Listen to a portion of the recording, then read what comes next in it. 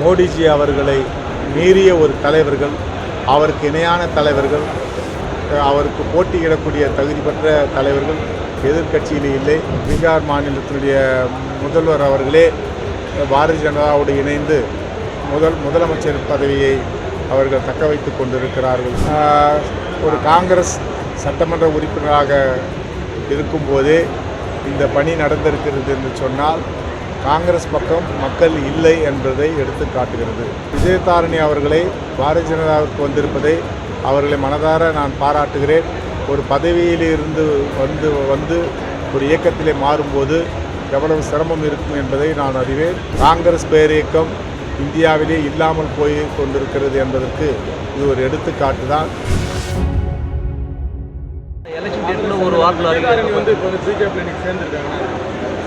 விஜயதாரணி அவர்கள் ஒரு காங்கிரஸ் சட்டமன்ற உறுப்பினராக இருக்கும்போதே இந்த பணி நடந்திருக்கிறது என்று சொன்னால் காங்கிரஸ் பக்கம் மக்கள் இல்லை என்பதை எடுத்து காட்டுகிறது. அதே போல் விஜயதாரணி அவர்களை பாரதிய ஜனதாவிற்கு வந்திருப்பதை அவர்களை மனதார நான் பாராட்டுகிறேன். ஒரு பதவியிலிருந்து வந்து ஒரு இயக்கத்திலே மாறும்போது எவ்வளவு சிரமம் இருக்கும் என்பதை நான் அறிவேன்.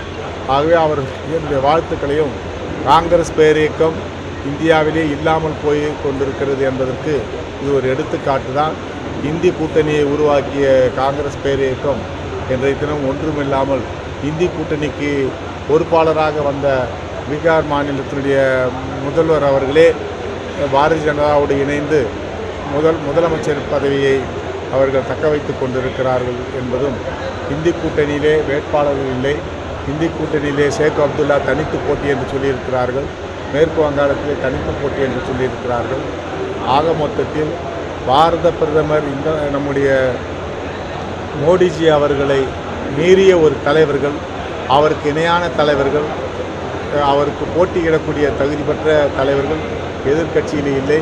பாரத பிரதமர் மோடிஜி அவர்கள் 375 இடங்களுக்கு மேலாக வெற்றியை பெற்று 3வது முறையாக ஆட்சியை பிடிப்பார்கள் என்பதை புதிய நீதி கட்சி அழுத்தம் திருத்தமாக சொல்ல கடமைப்பட்டிருக்கிறது.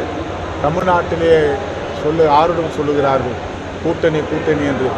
மக்களோடு யார் கூட்டணி என்பதுதான் முக்கியமே தவிர எத்தனை கட்சிகள் கூட்டணி என்பது அல்ல. நீங்கள் இப்போது ஆல்டர்னேட்டிவ் பார்ட்டியாக பாரதிய ஜனதா தலைமையில் இருக்கின்ற தேசிய ஜனநாயக கூட்டணி வலுவோடு இருந்து கொண்டிருக்கிறது.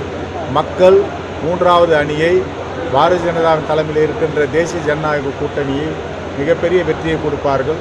குறைந்தது 15 இடங்களிலிருந்து 20 இடங்களிலே நம்முடைய தேசிய ஜனநாயக கூட்டணி தாமரை சின்னம் மிகப்பெரிய வெற்றியை அடையும்.